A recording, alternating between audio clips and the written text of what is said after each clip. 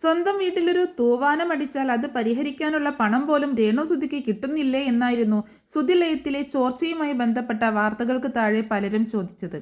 തിരക്കാണെന്നും നിരവധി ഷോർട്ട് ഫിലിമുകളിൽ അഭിനയിക്കുന്നുവെന്നും പറയുന്ന രേണുവിന് വരുമാനം ഇല്ലേ എന്നും ചിലർ വിമർശിച്ചു.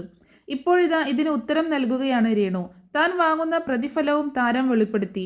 വെറൈറ്റി മീഡിയ എന്ന യൂട്യൂബ് ചാനലിൽ നൽകിയ അഭിമുഖത്തിലാണ് പ്രതികരണം. ഒരു ഷോർട്ട് ഫിലിമിന് 3, 4, 5 കൂടിപ്പോയാൽ 6 വാങ്ങുന്നത്. അത് തന്നെ കൂടുതലാണ്. ചെറിയ സിനിമകളൊക്കെ ചെയ്തു തുടങ്ങുന്നതല്ലേ ഉള്ളൂ.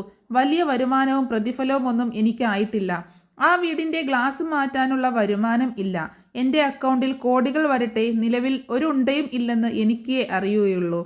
കിട്ടുന്ന പൈസയൊക്കെ വീട്ടിലെ ചെലവിന് വേണ്ടിയാണ് പോകുന്നത്. ഞാൻ മാത്രമേ വീട്ടിൽ ജോലിക്ക് പോകുന്നുള്ളൂ. വീട്ടിൽ ചാറ്റൽ അടിക്കുന്ന പ്രശ്നം തന്നെയാണ്. സിറ്റൗട്ടിൻ്റെ ബീമിൻ്റെ അവിടെ ചോരുന്നുണ്ടായിരുന്നു. വീടിൻ്റെ വീഡിയോ ചെയ്യാൻ വന്നയാളോട് ഞാൻ 15,000 ആവശ്യപ്പെട്ടിട്ടില്ല. എന്നെ അഭിമുഖം ചെയ്യുന്നവർക്ക് അറിയാം ഞാൻ എത്ര തുക വാങ്ങുന്നുണ്ടെന്ന്. 15,000 ആവശ്യപ്പെട്ടെന്നത് പച്ചക്കള്ളമാണ്. അഭിമുഖമൊക്കെ കൊടുക്കുമ്പോൾ കാശ് വാങ്ങണമെന്ന് എന്നോട് ചിലർ പറഞ്ഞിരുന്നു.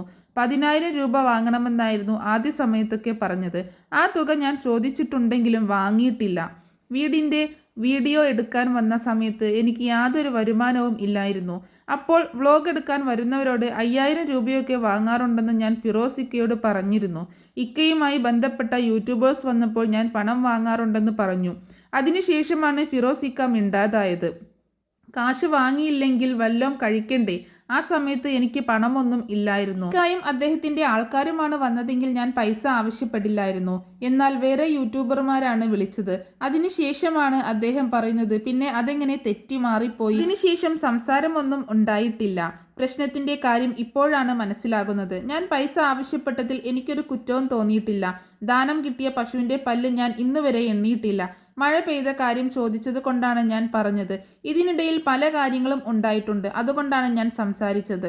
വീടിനെക്കുറിച്ചുള്ള പല കാര്യങ്ങളും എനിക്ക് അറിയില്ല. പുകയിൽ നിന്നാണ് സംസാരിക്കുന്നത്.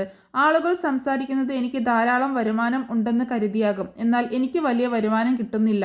ഷോർട്ട് ഫിലിമിൻ്റെ ആളുകൾക്ക് അറിയാം എനിക്ക് എത്രയാണ് തരുന്നതെന്ന്. വീട്ടിൽ റേഷൻ അരി കിട്ടുന്നുണ്ട്.